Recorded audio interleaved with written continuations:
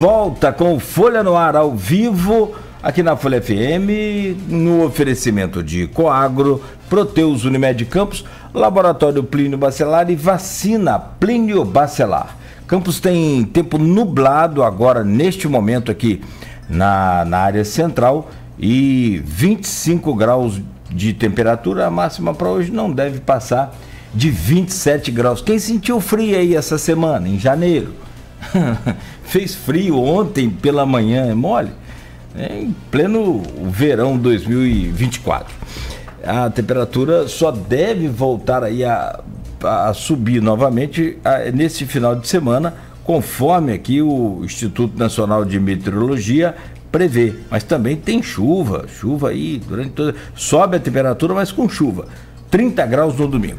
Bom, volto com a Luísa Abreu Barbosa e eu peço a você, Luiz, para fazer a gentileza de abrir esse bloco aí com essa projeção da eleição, essa coisa que a gente falava no bloco anterior, tema que a gente separou aqui para discutir hoje também com a nossa convidada Rafaela Machado, historiadora e diretora do Arquivo Público Municipal, e Edmundo Siqueira, que é blogueiro, jornalista, escritor, servidor público, filho de seu João.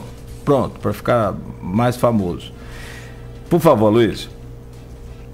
Primeiro, saudar aqui o Furel. O Furel está aqui no Maurício Batista, falando: Luiz, voltei ao topo, porque hoje ele foi o primeiro a comentar, né? Tava tomando uma volta da Dona Sebastiana grande, mas Furel, foi hoje. O Brasil marcou um gol contra a Alemanha também, mas tomou 7. Então, fazer um gol não quer dizer muita coisa, depende do placar. Mas é uma honra para o programa ter você, Dona Sebastiana, como ouvintes e telespectadores cativos, né? Falo por mim, falo por Nogueira, falo por Beto, falo por Marcelo, falo por Rodrigo, né? Falo por Arnaldo Neto, também já fez esse programa, né? Enfim, para todos que, porventura, passaram por essa bancada. Gente, antes de entrar na nossa pesquisa, na eleição majoritária para prefeito, que é a que sempre carrega mais interesse, né? Tem uma pergunta aqui do William Passos, feita no grupo, que ele gostaria de ouvir sugestões sobre como o patrimônio histórico poderia entrar na agenda dos prefeitáveis. Junto a essa pergunta, eu vou fazer uma pergunta sobre outro poder, que é o legislativo. Outro poder que vai estar envolvido na eleição, né? Edmundo foi candidato a vereador na última eleição e Rafaela foi cogitada como candidata para a próxima eleição. Até porque fica a exigência de lei de ter candidaturas femininas torna cada vez mais necessário ter candidaturas que possam, de mulheres, nome de mulheres, que possam somar. Então, eu pergunto, com a pergunta do William sobre o patrimônio na pauta dos prefeitáveis, também sobre a importância dessa pauta no legislativo, e queria que os dois falassem um pouco sobre isso. Rafaela chegou a ser cogitada e Edmundo participou de uma eleição legislativa. Começo pela Rafaela. William, na verdade, eu acho que foi como eu falei mais cedo, né? O patrimônio ele está na pauta dos prefeitáveis recorrentemente. Pega todo o projeto, todos os planos, a gente vê excelentes propostas. Eu queria muito que essas propostas se desdobrassem de fato. Agora, eu não acredito em projetos que sejam pensados por pessoas que, de fato, não vivam os processos. Então, por exemplo, eu tenho muita dificuldade com consultoria que vem de fora, Luiz, porque a consultoria pode ser o melhor consultor. Se ele não vive a cidade, se ele não experimenta a cidade e a realidade local, ele pode passar um projeto maravilhoso que não é aplicável à nossa realidade, à nossa conjuntura. Eu acredito na participação coletiva desses espaços e desses projetos.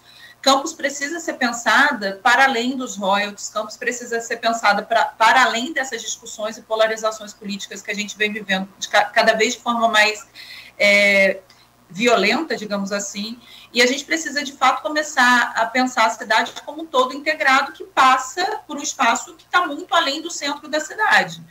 Eu falo muito sobre a Baixada Campista, mas a gente precisa pensar nesse enorme município que é Campos, com essas partes tão heterogêneas, tão diferentes e que precisam ser pensadas, inclusive pelo Legislativo. Se vocês pararem para pensar, o Legislativo tem uma comissão que é uma comissão de educação e cultura. Percebam que a cultura ela está sempre no bojo, ela está sempre ali pendurada em alguém. Você tem um guarda-chuva maior e aí desse guarda-chuva você tem uma pontinha que é a cultura. Não pode ser assim. A cultura, ela fala com a economia criativa, ela fala com a economia sustentável. A cultura pode ser a nossa saída econômica, a saída para a cidade daqui a um tempo. E eu acredito aí, olhando também para o que o Aloysio falou, perceba. Vocês já observaram que a secretaria, a gente não tem uma secretaria de cultura, né? A gente tem uma fundação cultural, não que a fundação cultural não seja necessária, mas uma secretaria de cultura é necessária. O município ele precisa disso, como o município, como Campos, não tem uma secretaria de cultura, gente. Já pararam para pensar sobre isso? Vocês já perceberam que essas pastas, elas são sempre colocadas para mulheres? O orçamento é sempre reduzido? É sempre a ponta, é sempre o pouco, é sempre o que sobra. A comissão ela não precisava, não poderia ser de educação e cultura. A gente precisa de uma comissão de cultura, uma comissão atuante de cultura. E a gente precisa ver mulheres ocupando, e eu estou falando enquanto mulher também, a gente precisa ver mulheres ocupando pastas estratégicas. A pasta da cultura ela é estratégica, mas ela não é vista dessa forma, portanto, ela não tem recursos para que, de fato, seja estratégica. Eu acho que hoje, no atual cenário que a gente tem, Aloysio, eu torço muito para que eu possa votar em mulheres, é o que eu desejo, e eu desejo ver mulheres despontando para secretarias estruturantes, para secretarias estratégicas. Então, eu quero ver mulheres em postos estratégicos e quero ver mulheres dentro da Câmara desenvolvendo projetos que realmente dialoguem com o grande município que é Campos. Acho que mais princípio de mundo, só perguntar, quer dizer, está fora da cogitação você concorrer a vereadora, né, Rafaela, ou não? Ou você ainda pensa nisso? Porque seu nome ficou cogitado com certa força no ano passado. Aloysio, eu tive algumas mudanças na minha vida e uma das mudanças foi perceber, eu falei isso mais cedo, que eu tinha que sair do espaço do arquivo e passar a ir para a rua falando sobre as mazelas do arquivo. Então, eu tinha que sair daquele lugar de reclamação e tinha que começar a lutar por essas transformações. Eu entendo que a política é um dos principais caminhos, é um dos principais mecanismos para a mudança, para a transformação. Eu posso ser agente da transformação que eu tanto desejo se eu for um ator político, né? Um protagonista político. Do que não é o momento. Eu tenho isso muito claro porque eu tenho uma prioridade. A minha prioridade é a restauração do arquivo.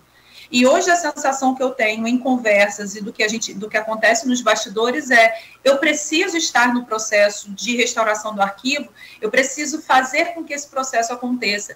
Eu trabalho no arquivo há 17 anos, gente, eu não posso abandonar o barco agora. Então, a minha prioridade profissional número 1 é a restauração do arquivo e eu preciso disso profissionalmente, porque eu preciso estar liberta para viver outras experiências profissionais.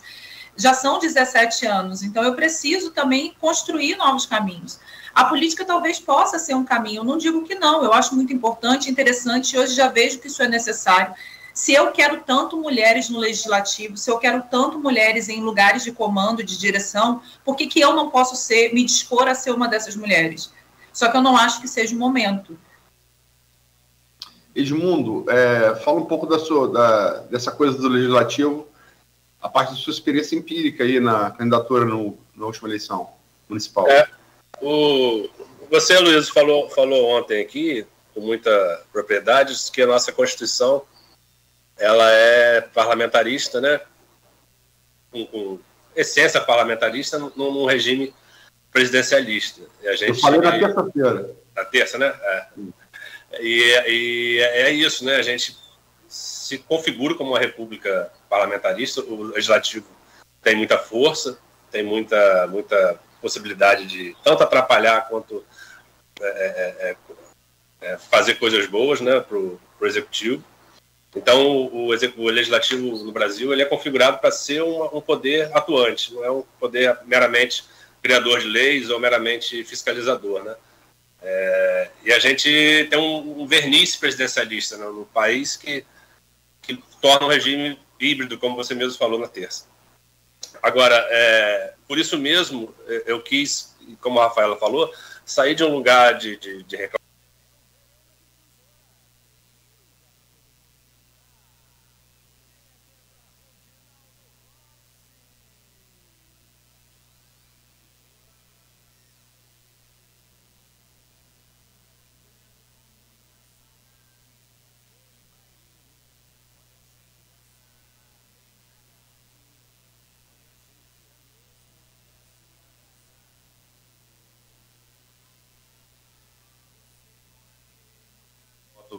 do parlamentar, até mais do que o executivo, né, do que o prefeito. Lógico que o prefeito tem muito mais visibilidade, né, é o cara que executa a obra, ou o governador, ou o presidente, é o cara que está ali sempre no dia a dia da população.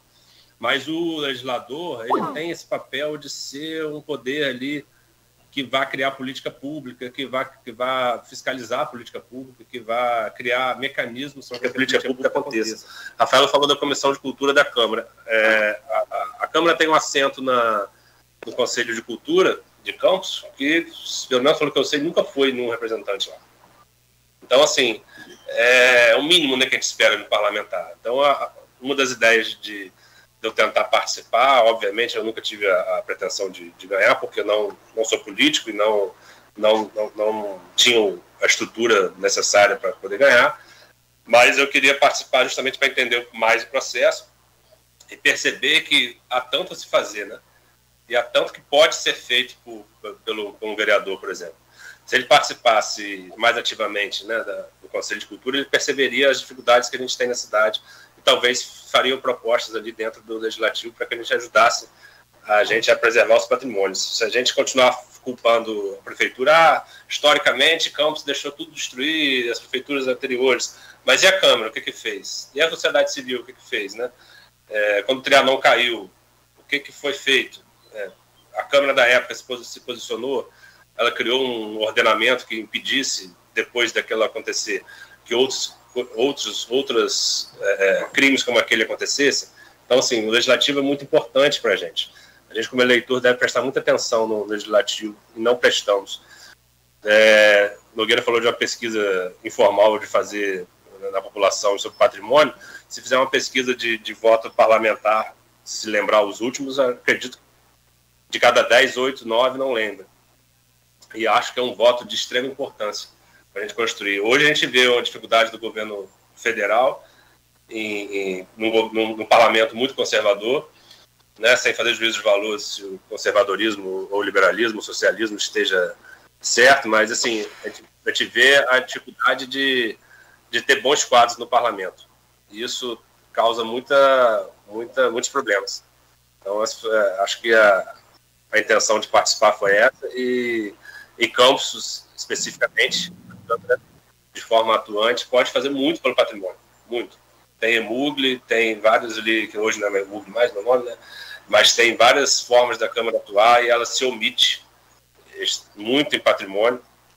A Prefeitura tem feito algumas ações, mas eu acho que a Câmara é muito omissa em relação ao patrimônio. Tanto nas discussões quanto nas proposições. São 8h54. Eu vou dirigir de novo a pergunta a ambos, né? Eleição prefeito, né?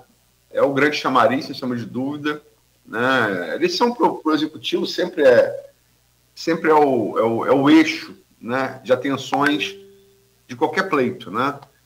Tanto dos pleitos estaduais e federal, quanto dos pleitos municipais. Nós temos todas as pesquisas de 2023 divulgadas, existiram outras, eu tive acesso até a algumas fatias de outras, que meio que correspondem a essas três, que eu tive acesso à íntegra, mas logicamente que eu não faço pesquisa de fatia, eu tenho ela toda, e eu posso analisar ela toda, ou então eu até a informação sobre outras, eu até comparo e tal, mas para você entender uma pesquisa, você tem que ter o bojo dela completo, né? Inclusive metodologia. Mas todas as pesquisas divulgadas, a saber, no ano passado, a GPP de março, a Iguape de julho e a Prefab Futuro de agosto, elas dão uma vantagem muito grande à reeleição de Vladimir no próximo dia 6, que é daqui a exatos 8 meses e 11 dias, né? Pouco tempo, relativamente pouco tempo. Vou dar os números, eu gosto de repetir os números.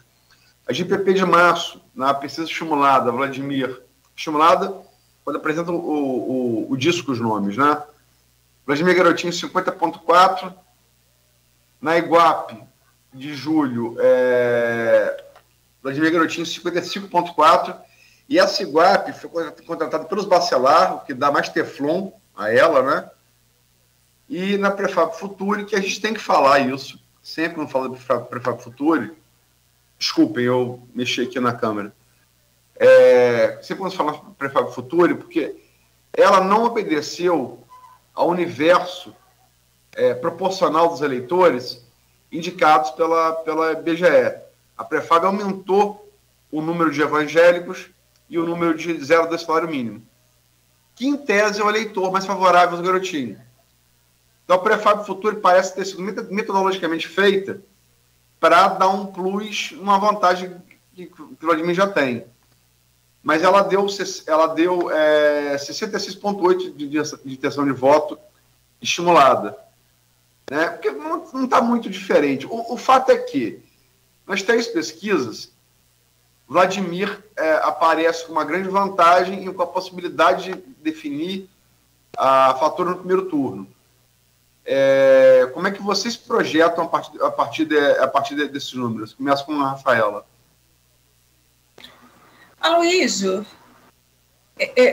exceto se a cidade passar por uma mudança muito grande, né, algo de muito estrutural, eu acredito numa vitória de Vladimir no primeiro turno ainda.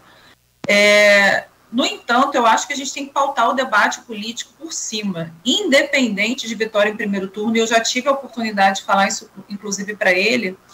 Eu gostaria muito de ver um processo eleitoral diferente do que nós tivemos no anterior, e principalmente diferente do que a gente tem visto na cidade nos últimos tempos. O nosso debate eleitoral ele tem estado rasteiro, e ele precisa ser qualificado. Então, eu espero muito, e de verdade falo aqui... entendendo o governo Vladimir, mas entendendo que a gente precisa ter um bom cenário político. Eu espero muito que nós tenhamos candidatos de qualidade, a exemplo de Jefferson. Então, eu gostaria de ver essa discussão política, esse debate político, esse diálogo político pautado por cima. Porque dessa política que o município tem vivido nos últimos tempos, e a LOA foi retrato disso, foi vergonhoso.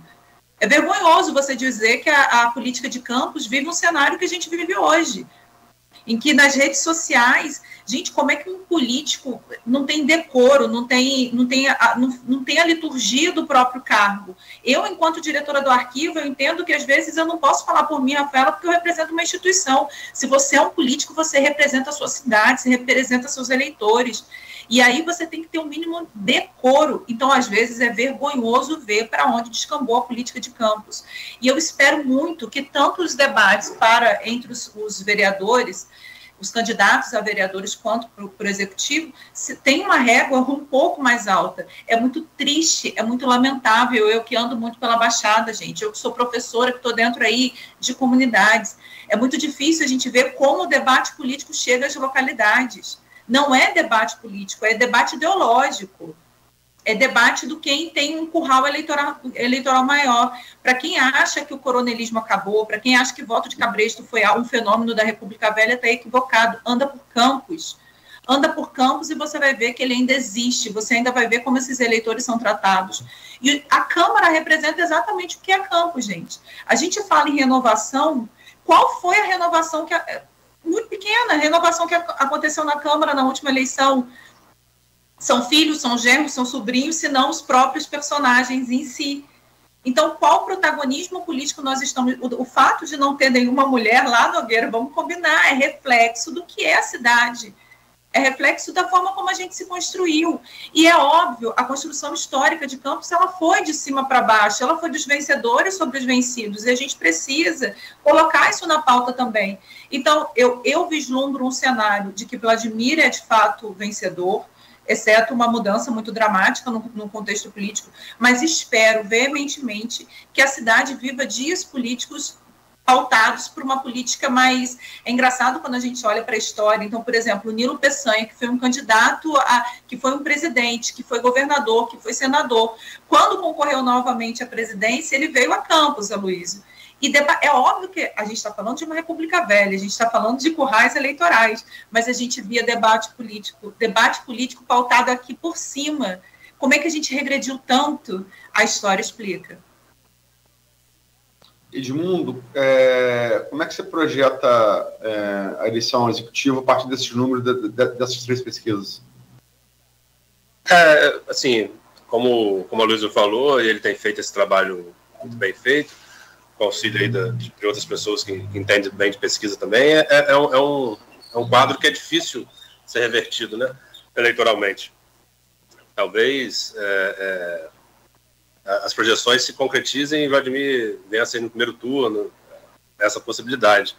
Agora, como a Rafaela bem falou, precisa que o debate público seja mais elevado, né? E a Luísa acompanhou o programa... Desculpem, eu vejo vocês falando, é só para fazer um adendo, desculpem. Não diria nem mais elevado, não precisava ser tão rasteiro, né? Não precisava ser tão rasteiro. Eu até escrevi sobre isso, né? Lembrai-vos do decoro, da liturgia do cargo, né? Como o Rafael também lembrou aí. É preciso que isso seja constantemente lembrado nos nossos homens públicos. Vou falar em homens públicos, porque a gente tem uma política, infelizmente, majoritariamente masculina. Em Campos, na Câmara, como o Rafael também lembrou, 100% masculino. Isso e como a Luísa trouxe, 2 mulheres, né, resolveram a polêmica aí que os 2 garotos, vamos botar assim, conseguiram levar para a cidade inteira. Então, assim, eu acho que falta muito para a gente ter um debate elevado. E como a Luísa falou, está perto do rasteiro quando não passa, né, do rasteiro, quando não está rasteiro. Os últimos vídeos aí que a gente viu dos líderes, né, dos grupos políticos principais de Campos. Agora, eu acho que o Vladimir tem, obviamente, vantagens e desvantagens, né, qualidades e defeitos, mas eu acho que ele tem uma vantagem muito grande eleitoral de ter conseguido, como a Luísa também sempre avalia, reverter uma rejeição que o grupo tinha na pedra, né?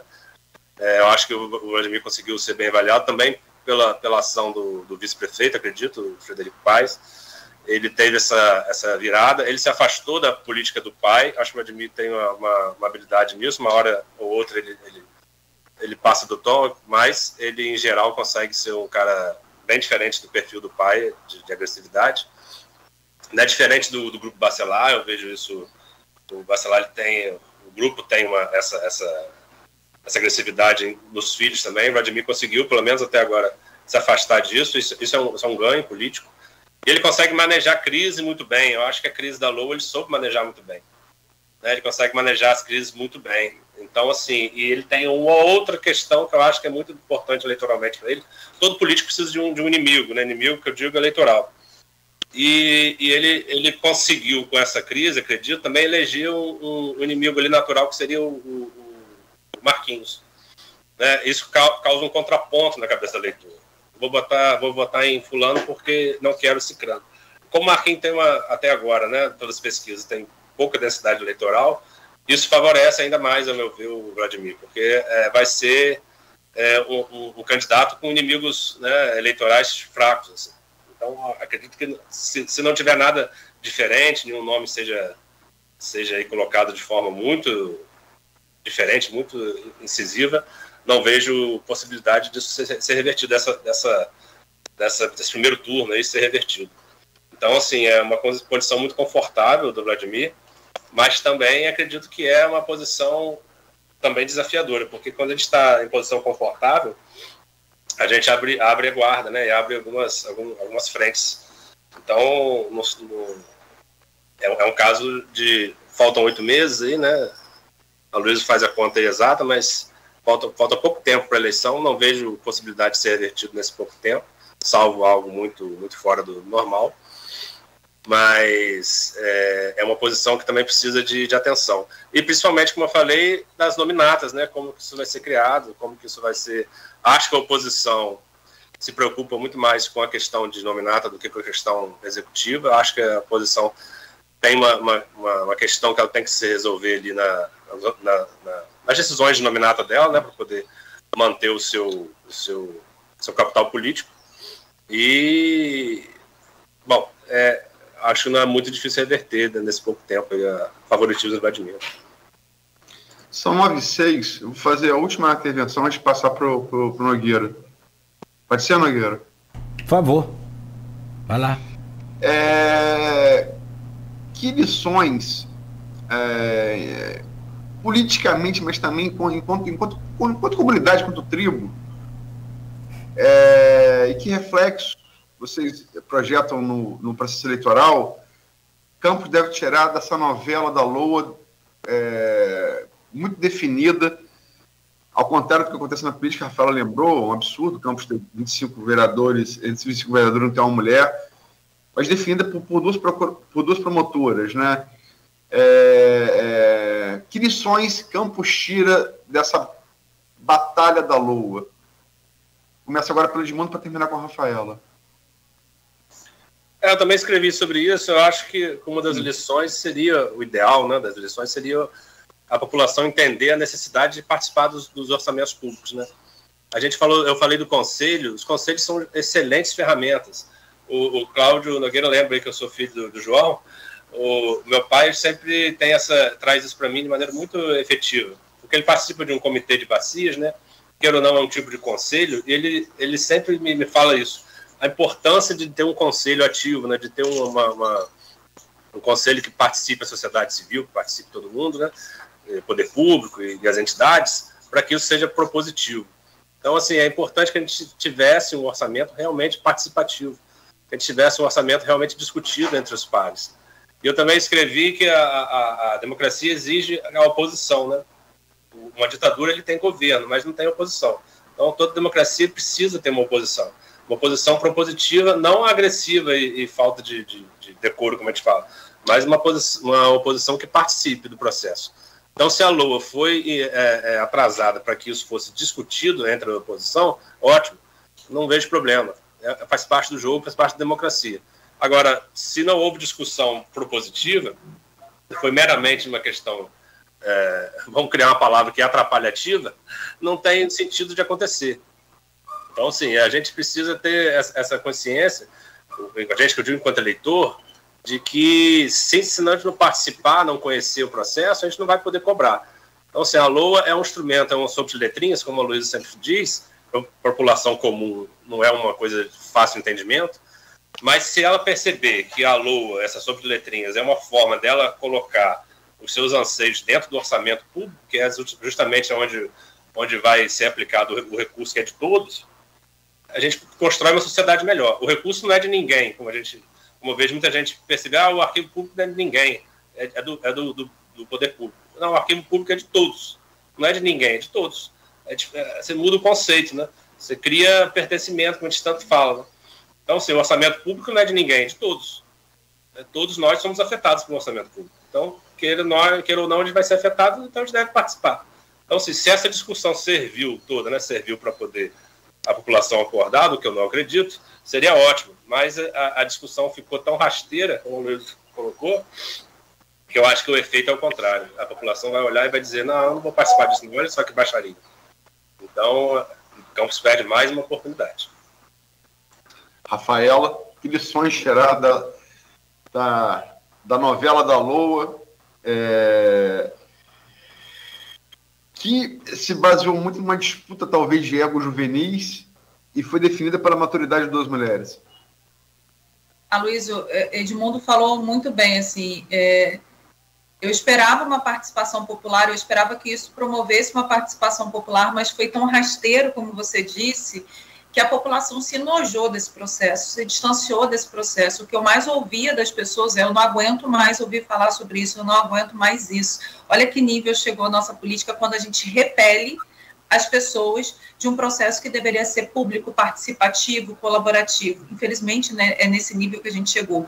E aí eu digo para vocês, Campos não pode estar vivendo de novela, porque o que nós vivemos é isso, né, de uma novela política. A gente não pode deixar isso acontecer. Estrategicamente falando, eu acho que hoje o Vladimir tem que se preocupar muito com o grupo que ele vai apresentar para ser candidato ao legislativo.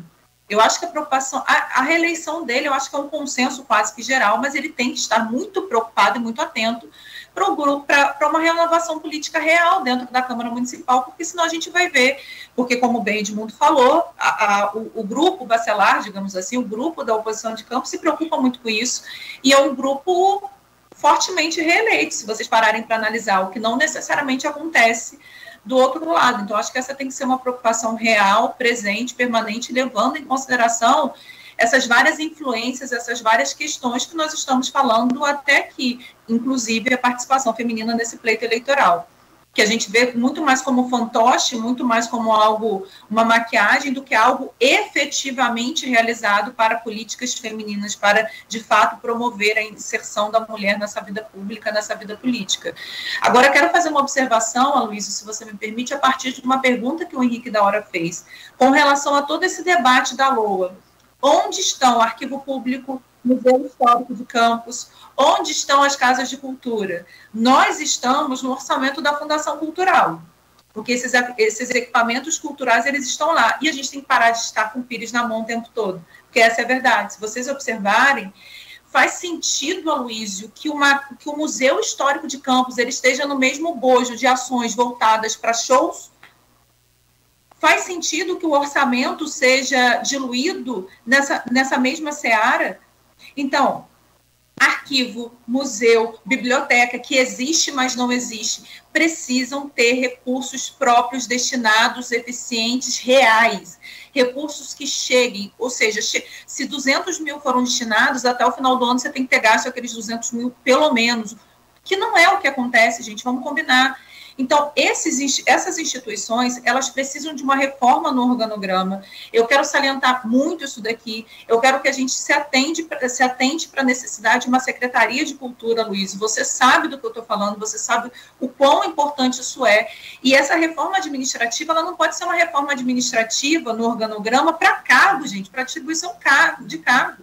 Ela tem que ser uma reforma que veja, olhe para essas instituições, entenda a necessidade e o trabalho realizado por essas instituições e para que, de fato, elas possam ter posições estratégicas dentro do governo. Então, é isso que eu espero. Espero que a LOA tenha alertado pelo menos uma pequena parcela da população de que a gente precisa estar atento ao orçamento do município. A gente precisa estar atento ao que é gasto, com quem, com quais instituições são gastas, porque isso abre os olhos de muita gente. Afinal de contas, o que está chegando lá para o arquivo? O que está chegando? O que está sendo previsto para a biblioteca? Porque senão a gente não vai reabrir a biblioteca, vai ser mais um ano fechado. Isso tudo precisa ser discutido, isso precisa estar na pauta da discussão, mas não quando vai ser aprovada lá na Câmara. Isso precisa estar na pauta da discussão antes. Então, a gente já precisa estar atento a todo esse cenário político e as discussões políticas que às vezes não chegam nem dentro do próprio governo. Imagine a população. É desse jeito.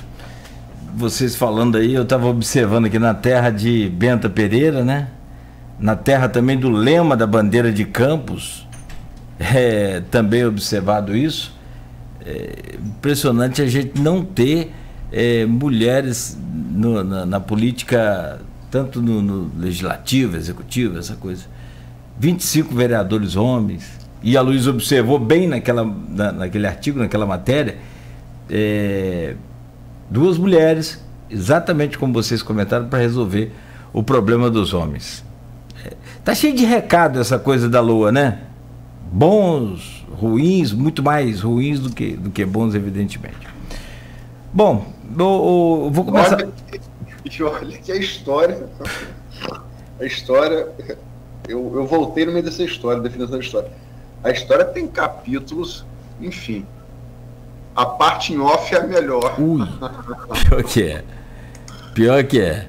Mas assim, eu fico preocupado quando o Rafael e Edmundo observam essa coisa de que o eleitor não está aguentando mais falar de LOA e tal. Então, ele meio que se afasta desse problema, mas a gente precisa convidar esse eleitor, alertar esse eleitor para ele participar, para ele se inteirar desse problema, justamente para talvez acertar melhor o voto dele, para que isso não aconteça mais. É muito complicado, acho que é uma tarefa tão complicada quanto a da Rafaela aí, para recuperar lá o nosso glorioso solar dos jesuítas, com mais gente para atrapalhar do que para ajudar. Ninguém merece. Isso também tem capítulos em off também que são muito... Rafaela conhece bem. E pelo jeito, o karma de Rafaela é grande. Matou na batalha, gente, para recuperar tudo. Como eu gosto muito, somos todos amigos aqui da Rafaela, admiradores. Eu tomo liberdade de falar em nome da bancada, da Rafaela, de vários ouvintes que participaram, seguidores. Vou rezar por ela, para Deus livrar desse mal aí. Minha amiga, eu quero te agradecer pelo carinho de estar conosco aqui nesta manhã. Você disse que o Convention Bureau, né, que você preside hoje, é da Costa Doce, com 5 municípios, e você acertou, é Campos, São Fidélis, São João da Barra... São Francisco e Cardoso Moreira. E Cardoso Moreira, você acertou. A Luiz também acertou o prefeito da época do telhado lá do mercado. Era o Raul Liares mesmo, tá certo. E, enfim, a gente fecha por aqui. Eu quero te agradecer, desejar boa sorte para você, sucesso, né? E que você possa aí ter os êxitos tão desejados e planejados que você precisa, porque na verdade é também nosso êxito, porque aí a gente vai ter essa recuperação do solar, a gente vai ter a preservação desse arquivo, porque, como eu disse cedo, Edmundo repetiu, o prédio da EMUT não caiu do nada, ele não caiu assim porque deu uma chuvinha e caiu, não. Isso caiu porque vem abandonado, porque vem largado, vem dando sinais há anos e anos e anos, assim como o solar dos Aeris e também aí o nosso solar dos jesuítas. Boa sorte para você, Rafaela. Obrigado mais uma vez.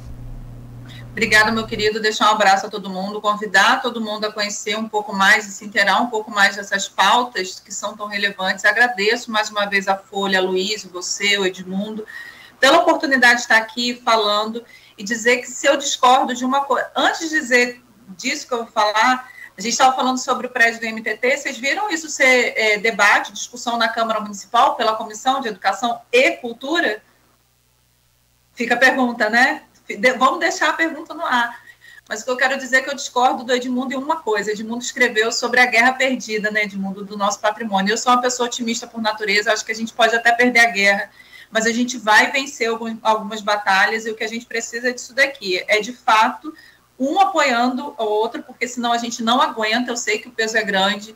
Eu olho para a cidade, Capi, falecido Capi, conseguiu trazer tantas iniciativas, por exemplo, de gravações de novelas, séries, enfim, uma série de gravações que foram feitas em campos, e depois isso tudo acabou. E veja assim, por que a gente não pode fazer isso hoje com o patrimônio recuperado? Por que a gente não pode voltar a ser cenário? Então, eu acredito, Edmundo, que a guerra a gente pode estar perdendo, mas a gente vai vencer algumas batalhas, disso eu tenho certeza, porque não é do nosso perfil ficar perdendo o tempo todo. Então, a gente vai conseguir algumas vitórias. Tomara. Edmundo, muito obrigado também, amigo, por hoje. Valeu sempre, parabéns pela sua luta também, parabéns pelos seus posicionamentos sempre muito claros e em defesa sempre desse patrimônio que a gente tem e que precisa ser explorado, né? Em defesa lá daquela utopia minha, que é ter a matéria de história nos bancos escolares desde os primeiros anos. Então, parabéns aí pela sua luta e obrigado por hoje. Agradecer o convite e dizer que é sempre um prazer estar aqui. A Folha cumpre um papel muito importante nisso tudo, de trazer a discussão para um nível que a gente precisa. Eu acho que a Folha, enquanto veículo jornalístico, cumpre o papel que o jornalismo deve sempre cumprir, que é trazer a discussão pública de forma real, de forma responsável, e é o que eu tento fazer também, colaborando com a Folha, e é sempre um prazer estar aqui com vocês, com a Rafaela hoje, que é uma pessoa que vai sempre ter colaborações importantes no setor cultural, na cidade toda. Eu acho que a gente deve discutir isso de forma sempre animada e sempre querendo que resolva, mas eu escrevi Guerra Perdida porque, trazendo Darcy Ribeiro, que esse sim é um homem público que eu sempre gostei, admiro, a gente prefere estar... A gente sabe que vai perder, mas detestaria estar no lugar de quem nos ganhou, né? E a própria história de Campos mostra que a guerra, infelizmente, vai ser perdida porque a gente precisava transformar gerações lá atrás e não foram feitas. Então, eu acho que Campos não consegue mais trazer o que ela deveria ter com ela de patrimônio, de história, de cultura. Eu sempre falo que Paraty, Petrópolis, tantas outras cidades vivem de patrimônio, né, praticamente. Seus orçamentos são muito atrelados ao turismo, à questão histórica, né, você vai para Paraty, você preserva. O próprio campista, eu acho que quando vai num lugar desse, acha lindo um casarão preservado, e aqui acha que tem que ir ao chão. Então, eu acho que um problema de fundo, um problema estrutural em Campos. Eu acho que a gente está batalhando uma guerra, infelizmente, perdida, mas que se a gente deixar de batalhar, a guerra talvez termine antes do que a gente quer. Se a gente vê, pelo menos, o Solar do Colégio restaurado, se a gente vê uma escola de cinema de novo em Campos, no Solar dos Arizes, quem sabe, por que não? Se a gente vê o Solar dos Arizes de pé, se a gente conseguir ver o Museu de Campos atuante e sem estar alagado, se a gente conseguir, enfim, salvar o pouco que sobrou, acho que é uma vitória. Talvez a gente não ganhe a guerra, mas a gente consegue uma vitória importante. Então é por isso que eu milito nessa área. Tenho certeza que a Rafaela também tem o mesmo sentimento, e a Luísa também, não só como jornalista, como alguém muito, muito interessado, muito preocupado e muito atuante nessa área. O Nogueira, que sempre traz essa pauta aí das crianças, né, trazer a história regional. Talvez se a gente fizesse isso há 20 anos atrás, hoje não estaria na situação. Então é lamentar algumas coisas, mas também comemorar outras. Tomara que a gente consiga pelo menos algumas vitórias nessa guerra, e agradecer novamente estar aqui. Vamos conseguir. Bora, com fé. Meu caro Luiz, eu trago você para fazer o fechamento e, naturalmente, agradecer pela sua presença aqui hoje, neste importante Folha no Ar. Valeu. Obrigado, Nogueira. Obrigado, Rafaela. Acho que a entrevista foi muito didática. Acho que serviu para aproximar mais a cultura. A questão, o que é cultura, né? Para os antropólogos, tudo é cultura, né? É uma discussão na antropologia interessante. Mas acho que serviu para aproximar o ouvinte, o telespectador, de algumas demandas, né? A gente teve aí a essa semana com esse episódio lamentável, que foi a queda do prédio da Cídio Antiga Mute, que via dando sinais tão claros de que a coisa ia descambar nisso, porque uma árvore tinha brotado no meio da fachada daquela casa.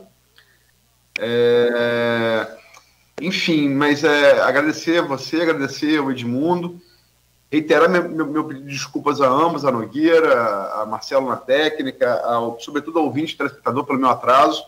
Não vou mentir. Eu acho que eu não tenho talento para mentir, eu não consigo mentir. Minha cara fica vermelha, então dormi demais mesmo. E peço desculpas. Né? E queria encerrar esse programa anunciar que amanhã vamos trazer Alexandre Buchaú, odontólogo, pré-candidato a prefeito pelo Novo.